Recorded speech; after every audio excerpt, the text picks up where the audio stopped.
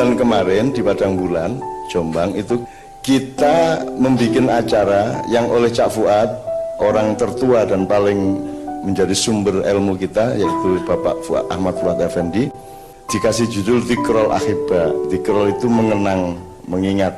Ahibba itu jamak dari hub, orang yang kita cintai, kekasih.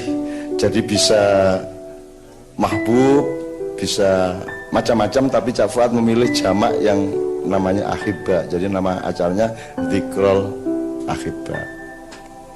Nah itu kita pasang semua foto teman-teman kita, senior-senior kita yang sudah dipanggil oleh Allah, yang rata-rata adalah orang yang terbaik di antara kita. Jadi dari Pak Dinuri, dileke ya Pak Dinuri, mudah-mudahan yang baru-baru tanya-tanya kepada yang lama-lama. Semua tahu Pak Dinuri orang yang terdekat dengan saya sejak tahun 1969, orang yang paling setia. Terus apa meneh? Pak Rahmat Mulyono, ini juga dahsyat ceritanya. Dia orang yang bersama saya juga ya kira-kira 6 tahun atau 7 tahun sesudah Pak D. Itu bareng sama Pak Snevi, Mas Joko ini. Itu teman mereka bertiga. Jadi mereka bertiga ini, Pak Rahmat almarhum sama Joko sama Nevi itu dulu berguru di Bangau Putih, silat Bangau Putih di Bogor. Jadi suatu hari saya sama Pak D Nuri almarhum dolan ke Sekaten. Di sana ada tinju pertandingan tinju di Sekaten itu loh. Tak sawang sekolah tuh kok koyo Rahmat loh kayak. Tenang Rahmat boleh. Adu tinju. Iki piye ta kok iki dadi petinju piye tak parani tenan. Kowe ngerti sapa ring orang yang mengantarkan petinjunya naik itu? Gue ember ya lo ya, gue ember, gue anduk, lagi Pak Nevi Budianto. Tadi, lu kok Nevi tadi pelatih tinju, lagi piye? Piye cerita piye yang, terus ternyata ceritanya pokoknya sore-sore di Parani Rahmat, Vi, melu aku, nanti ya, wis to melu to, bul, jak nang alun-alun, ya lah. Kon gue ember karo anduk, gue nek istirahat istirahat 1 menit di antara ronde itu dia sing ngusap-ngusap ngono kae. Dan Rahmat diskualifikasi, kalah. Apa sebabnya? Lah gue iki tinju apa pencak? Oh tinju kok. Wah. Wes kaya ngono kae. Tinju itu kan terbatas ya toh, straight atau jab gitu atau swing atau hook atau uppercut itu tok. Terus ra entuk nyikut, ra entuk nyelentang, ra iki ora. Rahmat iki gelut ya. Kita isin tapi sebagai pelatih kan isin ya tinju kuwi piye ya. Itu Pak Rahmat ke. Pak Rahmat ya ini kalau diceritain dawa Pak Rahmat ini luar biasa ceritanya. Banyak sekali yang lebih dahsyat dan sama dahsyatnya dengan Pak Nevi. Rahmat itu orang yang paling rajin sholat di Kiai Kanjeng ya, paling rajin sholat,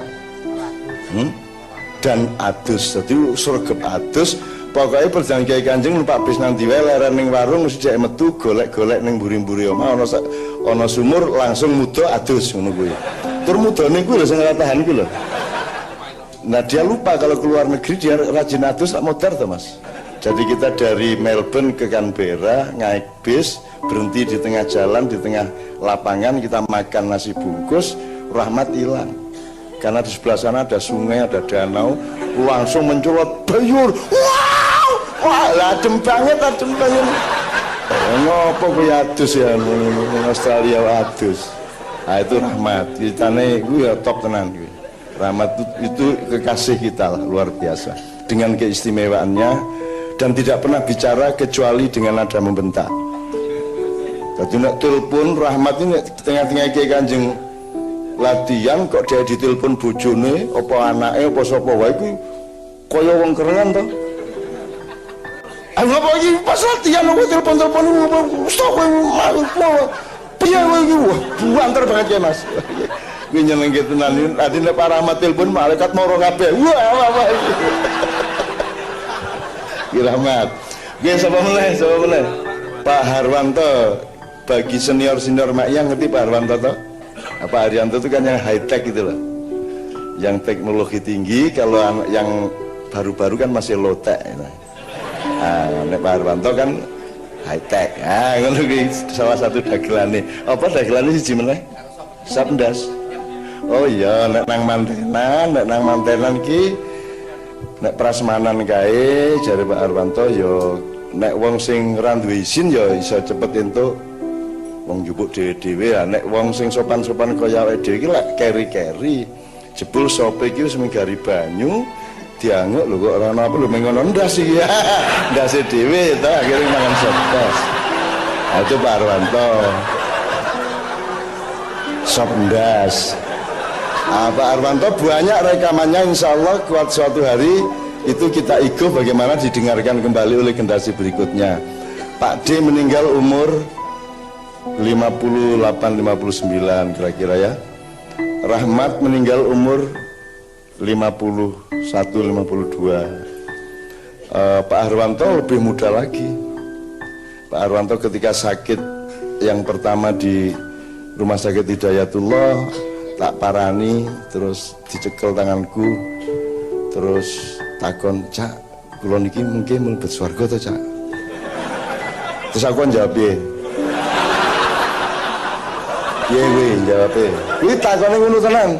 "Cak, mungkin kula mlebet swarga to, Cak?" Dadi rumangsane aku iki duwe catetan. Karo nangis kuwi serius kuwi, Mas.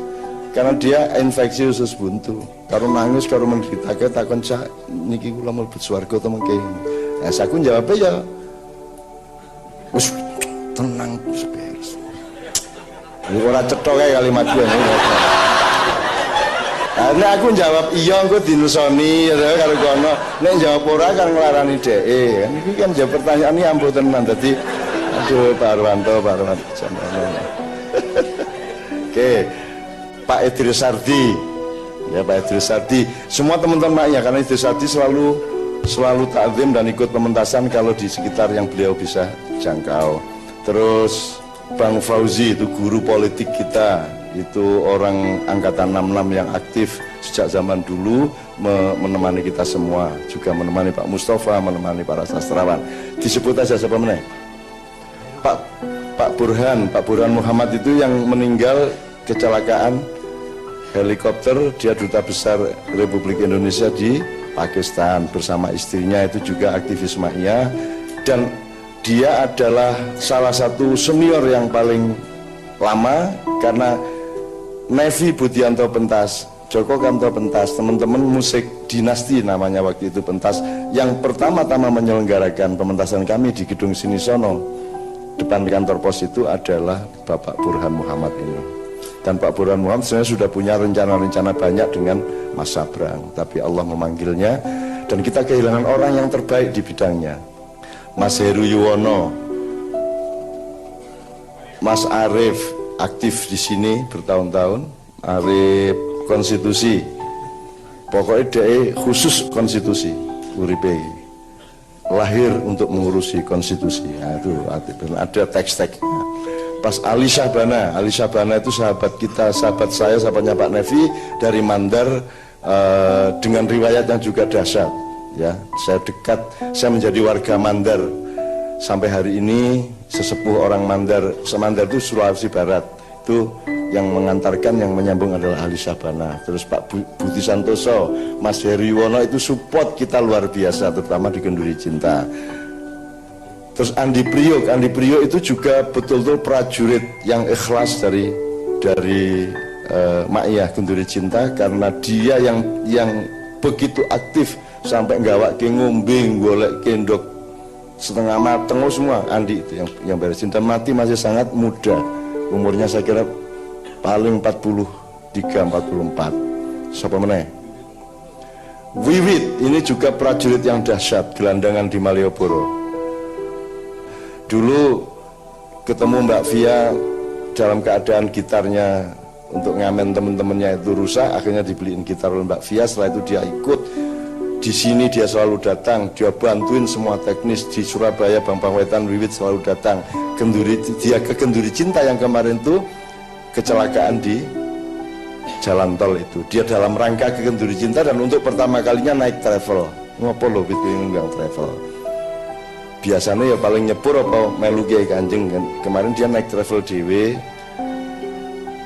Dari semua penumpang travel itu yang meninggal cuma dia. Jadi Gusti Allah jangan nyejo tenan. Cetha kira-kira nek kuwi bermaksud sesuatu dengan Maya. Karena Wiwit itu anak yang miskin, tidak punya rumah, 10 bersaudara.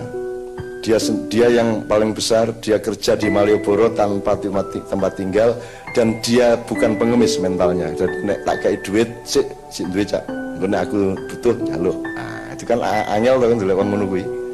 Itu angel kuwi. Isiono cak isiono. Kan apik banget kuwi. Oke. Siapa meneh? Pak Endut. Pak Endut ini yang nanganin penjualan kupluk, kaos, buku-buku semua yang di Maya di Surabaya sana. Dan itu juga prajurit yang luar biasa. Semua orang nomor 1 di bidangnya. Siapa benar? Rohanan ini yang bikin kiai musik seperti Kiai Kanjeng, namanya Kiai Jurus. Aktivis dan ikut mendirikan Gambang Syafaat di Semarang. Terus Pak Mitra Mojokerto itu aktivis sejak awal Padang Bulan. Siapa benar?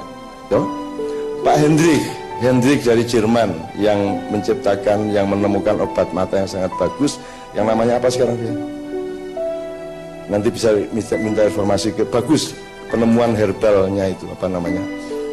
Dari Papua dia ambil pohon-pohon, daun-daun dan seterusnya, terus dia bikin perusahaan obat mata itu. Dan beliau aktivis Maya sekitar 5 tahun lah ya, sekitar 5 tahun. Kemudian Allah memanggilnya, anaknya 2 di Cipinang karena difitnah oleh jaringan narkoba. Sekarang sudah keluar dan meneruskan perusahaannya. Jadi Hendrik itu orang Jerman yang sudah berada di Indonesia 37 tahun. Itu dia kita peringati. Terus Gus Ibnu Sina itu punya pesantren di Suwayuwo di daerah Pasuruan. Beliau dulu yang ikut mengantarkan saya keliling acara yang saya beri nama Majelis Husnul Khotimah. Setelah Pak Harto menyatakan kepada saya bahwa dia benar-benar sudah akan mengikuti semua yang saya perintahkan, semua yang saya nasihatkan, sholatnya gimana, wiritannya apa dan seterusnya, karena Husnul Khotimah itu menjadi tujuan akhir dari hidupnya beliau. Dan gara-gara itulah saya difitnah banyak orang. Jadi orang Indonesia lagi kejem, nek wong wis salah ki didoni, tidak dirasani, gitu kan? Orang untuk bener kan gitu kan? Wong nek salah ora untuk bener, gitu kan? Jadi Pak Harto juga tidak boleh memperbaiki diri, tidak boleh husnul khotimah kan gitu. Nek wong Indonesia lah ngono. Ku nek wis disalahke iki, kowe terlanjur salah apa ngono wis, orang bukan memberimu solusi untuk menebus kesalahan, tetapi orang menikmati kesalahanmu itu. Sehingga saya pernah bikin rumus gini, kalau kamu berbuat baik 1000 kali, benar-benar jangan berharap akan ada satu orang yang akan menyebut atau mengingat bahwa kamu pernah berbuat baik, meskipun hanya 1 kali. Jangan berpikir akan ada orang yang memujimu 1 kali saja, 1 orang saja, jangan berharap. Tapi kalau kamu berbuat kesalahan 1 kali, kamu harus siap akan ada 1000 orang, mungkin 1.000.000 orang yang akan mengutuk terus selama 1000 hari atau 1.000.000 hari. Jadi nek wis bener iki wah di Gusti Allah ke, nek wis salah ki setan-setan kan tur era untuk berubah kudu salah terus sepanjang hidupnya. Itulah salah satu kekejaman budaya bangsa Indonesia. Terus di antara 20-an tadi itu ada ibu 4 orang, 1 ibu saya yang juga meninggal 3 tahun yang lalu kira-kira. Terus ibunya Mbak Via yang berapa hari Mbak Via? Ibunya Mbak Via waktu di Jombang itu sudah berapa hari? 7 hari ya. Oh, jadi itu 7 hariannya mamanya Mbak Via. Terus Bu Burhan sama 1 lagi Mbak Nino istrinya Cak Nang yang juga mengasuh garis belakang Padang Bulan di Jombang selama bertahun-tahun, dan istrinya, jadi adik saya, adik ipar saya 2 orang yang juga meninggal dalam usia yang sangat muda. Itu semua pokoknya tidak mungkin kita ceritakan satu persatu, tetapi bagi kami itu sejarah yang sangat banyak nilai yang dititipi Tuhan, banyak sekali hikmah-hikmah yang lambat atau cepat harus kita pelajari semakin dalam. Nah, khususan malam ini saya ingin nyeritain dikit. Jadi Tuhan itu kalau memanggil saudara-saudara kita itu biasanya juga sama Tuhan diatur jadwalnya. Jadi misalnya ibu saya dipanggil itu pagi dipanggil, sehingga kita bisa nyiapin padang bulan dan penguburannya kita upacarakan pas padang bulan. Gue bayangin ibu kira jam 5 sore. Jadi kalau Gusti Allah dikai waktu untuk proses teknisnya. Dan lebih parah lagi kalau Allah memanggil ibu saya itu selesai padang bulan atau besoknya gitu. Wis kesel ora karuan kae wis ora turu selama padang bulan, terus ibu dipanggil, kan akhirnya tidak mungkin terjadi pengumpulan energi yang begitu besar. Nah, Allah menjadwal pas waktu ini. Sama dengan ibunya Mbak Via. Ketika ibunya sakit, Mbak Via harus di Jakarta menemani, sehingga anak-anak harus ada yang jaga di rumah. Nah, selama Mbak Via ke Jakarta menemani ibu di rumah sakit, saya sama Tuhan tidak diperbolehkan punya acara di luar Jogja. Jadi selama beberapa hari acaraku di sekitar Jogja, sehingga aku iso bali ngancani bocah-bocah. Begitu mama dipanggil, itu pas kita tidak ada acara 3 hari. Ibunya Mbak Via dipanggil, terus saya ke Jakarta, penguburan, proses segala macam. Dari Jakarta ke Bandung untuk dikuburkannya di Bandung, baru balik Jakarta lagi, baru saya balik ke sini lagi untuk acara berikutnya. Jadi meninggalnya ibunya Mbak Via itu ditaruh di tengah-tengah 3 hari yang tidak ada acara itu. Dijadwal secara sangat pas. Dan saya mengalami jadwal gitu sangat banyak. Misalnya saya kasih contoh satu. Saya ke Mandar, begitu Anda tahu Mandar ya, Mandar itu kalau pakai kendaraan dari Makassar itu sekitar 8 jam ke utara. Pakai kendaraan biasa, pakai kijang gitu ya. Begitu menjelang masuk Mandar, itu salah seorang anak maiyah di sana punya anak. Sehingga saya begitu masuk ke Tinambung namanya di tempat itu saya tidak ke penginapan, tidak langsung ke anak yang lahir ini. Jadi aku ndongani, aku segala macam lah malu ngupacarani anak ini. Kelak sekian belas tahun kemudian, 16 tahun kemudian, setelah berkali-kali saya juga ke Mandar, kami rombongan kumpulan anak maknya dari Jakarta, Surabaya, Malang, Lumajang, semua bareng-bareng ke Mandar. Begitu saya sampai Mandar, kira-kira 20 km sebelum masuk kota Tinambung, anak yang dulu saya temanin waktu lahir meninggal dunia. Jadi aku langsung nang bocah iki mau, aku sing ngancani, aku sing mengantarkan sampai ke pemakaman. Dadi karo Gusti Allah dijadwal pas gitu. Kuwi absurd. Jadi Gusti Allah ki mengarep nggodha rumah samoku aku ora ono piye, aku ki ono lho, tenan lho. Ki nek ora percaya iki kan gitu. Jadi Anda tolong amati hidup Anda. Anda harus temukan kapan Allah hadir lebih dekat kepadamu. Temukan simbol-simbolnya. Ditenono Gusti Allah carane ngekeki rezeki piye, carane nyopo kowe piye, carane ngelekke kowe piye, apalkan. Tarik gejala-gejala itu, temukan kesamaan-kesamaannya supaya kamu supaya kamu hafal terhadap perilaku Allah kepadamu. Ini beneran. Cara memberi rezeki aja beda-beda. Itu ya teman sekalian ya. Jadi kowe ora titan, kowe kleru-kleru perilakumu. Keputusanmu kleru-kleru. Ditenono piye carane Allah mencintai kowe iki lho. Rutenya bagaimana, bentuknya bagaimana, momentum-momentumnya bagaimana, dititani. Kamu bikin penelitian sekian tahun, biasa enak ngene ya. Biasa enak ngene kok ngene ya. Biasa. Oh, Gusti Allah biasanya arep kaya rezeki aku iki, aku dikongkon ngene sik, aku kudu mbayari kok sik, aku kudu lara sik apa piye lah. Dititani pada setiap orang. Itu ya. Nah, kemudian terakhir Zainul Arifin. Jadi Mas Zainul itu sama Allah dijadwal. Pokoknya singkat kata dia sakit, teman-teman Babang Wetan mengurusi, dan dia tidak ke rumah sakit kalau kebetulan saya, Mas Totok dan semua rombongan teman-teman Jogja ke sana. Ini ngomah terus. Jadi aku rono langsung tak gono rumah sakit, tak golek ambulan. sudah dari Mojokerto pindah rumah sakit, pindah ke Surabaya untuk identifikasi yang lebih bagus, sampai akhirnya semua pembiayaan kita beresi bukan karena kita punya duit, tapi karena saya bisa SMS Karwo. Begitu nerima SMS-ku langsung mencolot, langsung telepon kepala rumah sakit. Kepala rumah sakit langsung telepon, "Nggih Cak, sendika Cak, pun beres, rasa mikir." Ah wis beres. Ning nek yo jol angel arep SMS Sultan. Engko ndak kena Sabdorojo aku malah. Oke. Pokoknya beres semuanya. Dia mendapat tempat yang VVIP gitu. Ini saya singkat ceritanya. Pokoknya semua, tapi sakitnya Mas Zainul memang sangat parah. Hatinya, levernya tinggal sepertiga lah kira-kira.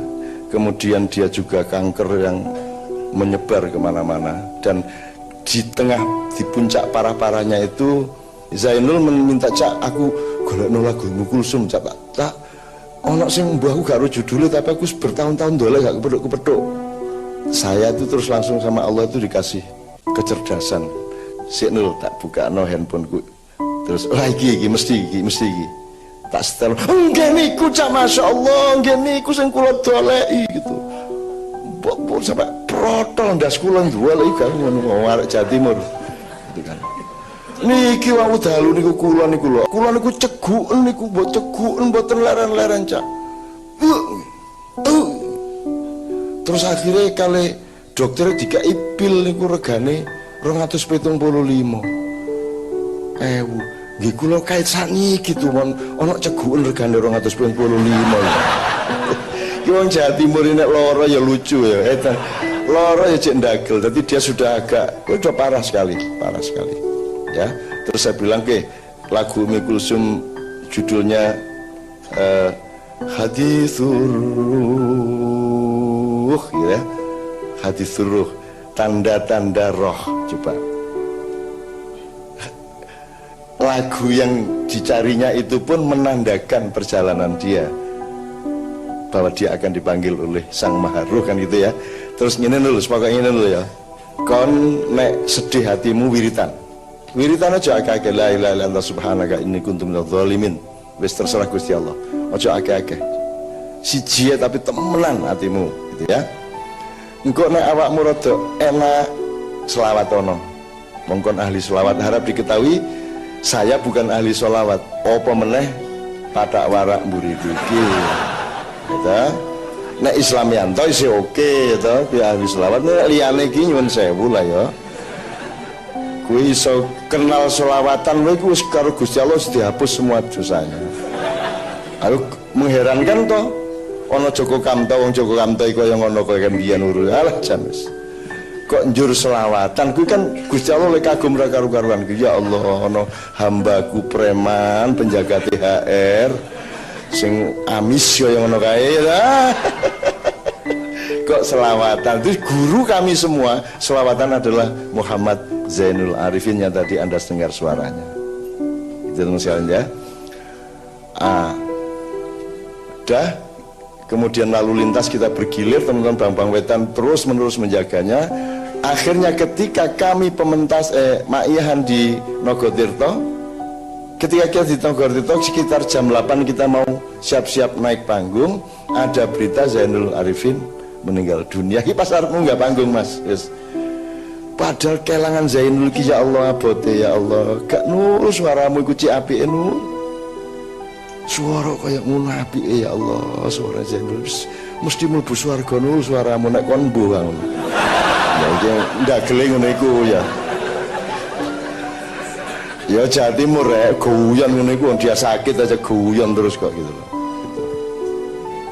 Terus sudah akhirnya sudah kita Ma'iyahan di Nogotirto itu Ma'iyahan di dalam situasi yang sangat grantes, mendalam, sedih. Tetap juga kita mencoba untuk tertawa, untuk supaya life goes on gitu ya, life hidup harus diteruskan. Sehingga malam itu kita akhiri 11:30 terpaksa, karena kita harus sampai di Trowulan sebelum jam 8 pagi. Kalau bisa jam 6 udah sampai sana, karena kita harus ngurusin prosesi menjelang pemakaman. Pemakaman jam 8.04. Jadi kami di sana sampai jam 6 ya Mbak Fia ya. Jam 6, Kiai Kanjeng jam 7 gitu ya. Terus tepat pemakamannya itu kita mulai prosesnya jam 8. Pas sebagaimana direncanakan.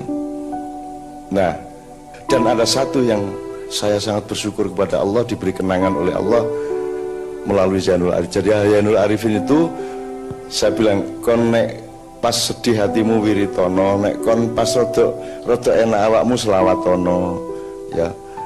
Tapi nek kon longgar pikiranmu iso mlaku, hatimu iso mlaku, gaya lagu nul.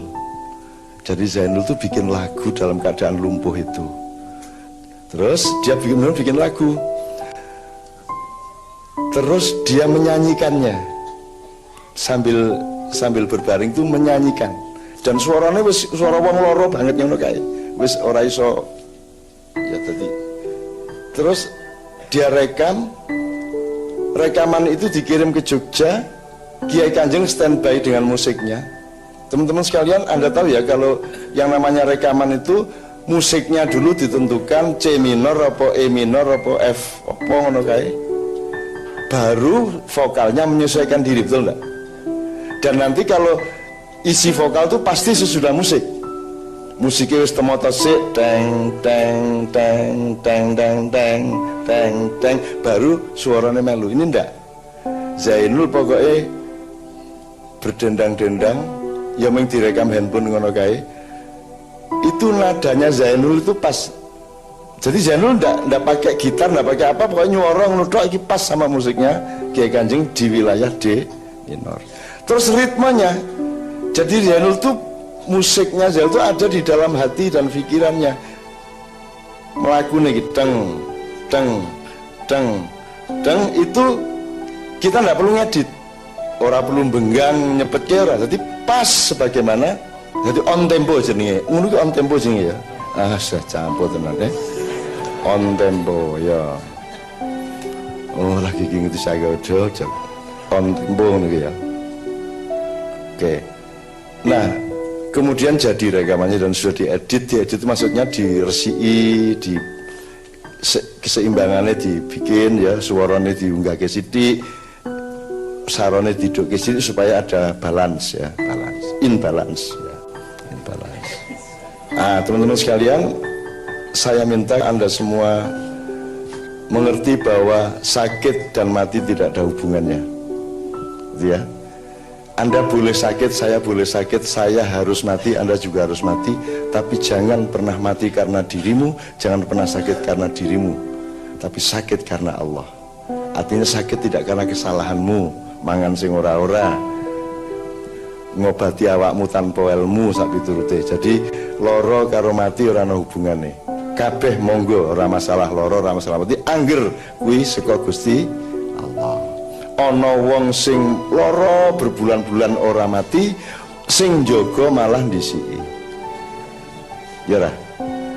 Yang kemarin terjadi kok kemarin.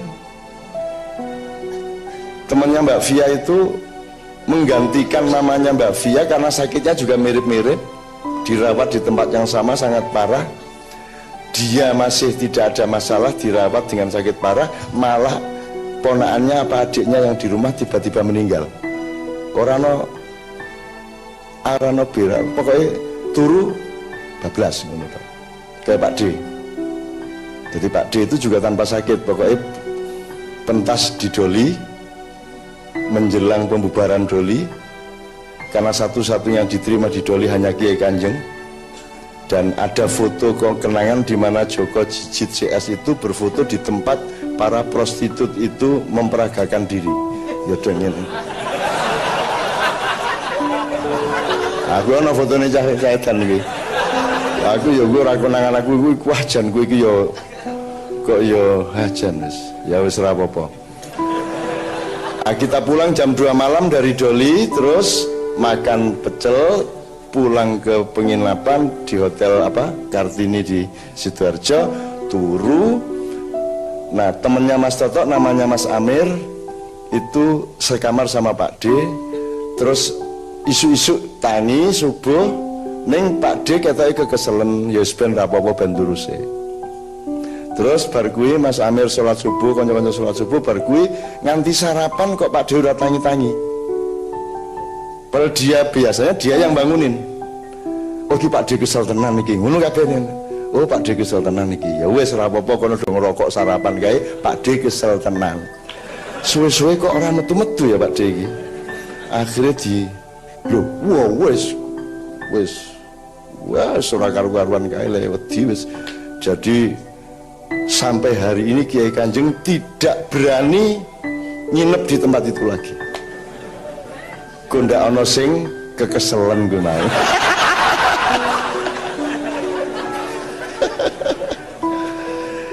Anda semua dan saya, siapa saja akan mengalami itu.